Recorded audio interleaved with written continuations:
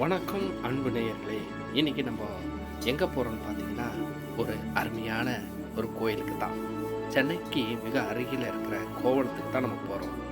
முயற்சி KK YouTube நேயர்களுக்கு வணக்கம். இன்றைக்கி நம்ம பார்க்க போகிற கோயிலோட பேர் உத்திரிய மாதா திருத்தலம். கார்மேல் அன்னைன்னு அன்போடு அழைக்கிறாங்க. இது கோவளத்தில் அமைஞ்சிருக்கு. இதை பற்றி வரலாறு நான் உங்களுக்கு சொல்கிறேன், கேளுங்க. ரொம்ப சுவாரஸ்யமாக இருக்கும். ஒரு திரைப்படம் மாதிரியே இது இருக்குது, நீங்கள் பாருங்கள். இப்ரேன் மொழியில் கார்மேல் என்றால் அழகான பூந்தோட்டம் என்று பொருள்.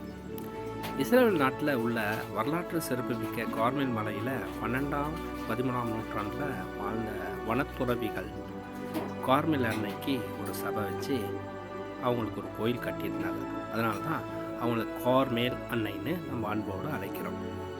கோவளத்தில் இருக்கிற கார்மேல் அன்னை கோயில் கட்டப்பட்ட ஆண்டு 1770 1780 ஆண்டுகள் வரைக்கும் இதை கட்டியிருக்காங்க. அருள் தந்தை கார்மெலிடா என்பவர் இந்த மீனவர் கிராமத்தை தேர்ந்தெடுத்து அதில் கட்ட முயற்சி செய்திருக்காரு. கிட்டத்தட்ட அவர் கட்டி முடிக்கிறதுக்கு முன்னாலே அவர் இறைவன் அடி சேர்ந்துட்டார்.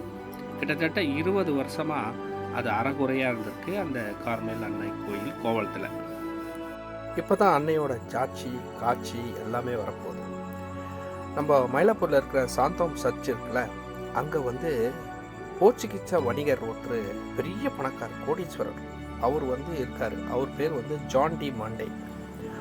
அவரோட மனைவி மேரி டி மண்டே. அவங்களுக்கு மனநிலை பாதிக்கப்பட்டவங்க. அவங்க ஒரு நாள் காணாத போயிட்டாங்க. இவர் எங்கெங்கேயோ தேடுறாரு, கிடைக்கல. அந்த வருத்தத்திலேயே மாதா கிட்ட வேண்டிகிட்டே அப்படியே தூங்குறாரு. அப்போது கார்மேல் அன்னை இவருக்கு கனவுல தோன்றி கட்டி முடிக்காத ஆலயத்தை அவங்க காட்டுறாங்க. அவங்க இவங்க மனைவி இருக்கிறதையும் காட்டுறாங்க. உடனே அவர் அந்த ஊருக்கு போய், அதை கோவளத்துக்கு போயிட்டு கட்டி முடிக்காத கோயிலை 1808 கட்டி முடிக்கிறாரு. அந்த கோயில் போர்ச்சுகீசர் முறையில் தான் கட்டியிருப்பாங்க. ஃபஸ்ட்டு கோயில் நீங்கள் போய் பார்த்தீங்கன்னா 1808ன்னு போட்டிருக்கோம். உத்திரிய மாதான்னு போட்டிருக்கோம் ஆலயம். அங்கே போய் பார்த்தீங்கன்னா அந்த அழகு அப்படியே தெரியும். அவங்க மனைவிக்கு குணமாயிட்டாங்க, மனநிலையிலேருந்து நல்ல குணமாயிட்டாங்க. இது வரலாறுங்க. இது ஒருத்தர் பெரியவர் எனக்கு சொன்னார். நான் உங்களுக்கு சொல்கிறேன். ஏதாவது தவறு இருந்தால் என்னை மன்னிச்சிருங்க. அன்னையின் அருள் எல்லாருக்கும் கிடைக்கணும்னு நான் வேண்டிக்கிறேன். கார்மேல் அன்னையே, உம் நிழலில் இந்த மாதம் என் இதயம் அமைதி காணும். உந்தன் அருள் ஒளியில் என்றும் நான் வாழும் வாழ்க்கை தங்கும். கார்மேல் அன்னையே சரணம். உயிர்ப்பை நம்புகின்றேன், நிலை வாழ்வை நம்புகின்றேன். ஆமென். விண்ணுலகில் இருக்கிற அல்லிருந்த மரியே வாழ்க, கர்த்தருமுடனே பெண்களுக்குள் ஆசி பெற்றவள் நீரே. திருவயிற்று கனியாகிய இயேசுவும் ஆசி பெற்றவரே.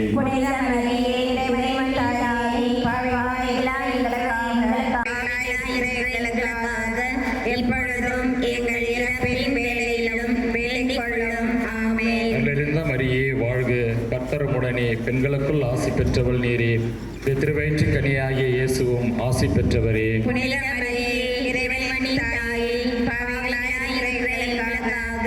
எப்பொழுதும் எங்கள் இறப்பின் வேளையிலும் வேண்டிக் கொள்ளும். ஆமென். அல்லிருந்த மரியே வாழ்க, கர்த்தருமுடனே பெண்களுக்குள் ஆசி கார்மேல் அன்னையே, உம் நிழலில் இந்த மாதம் என் இதயம்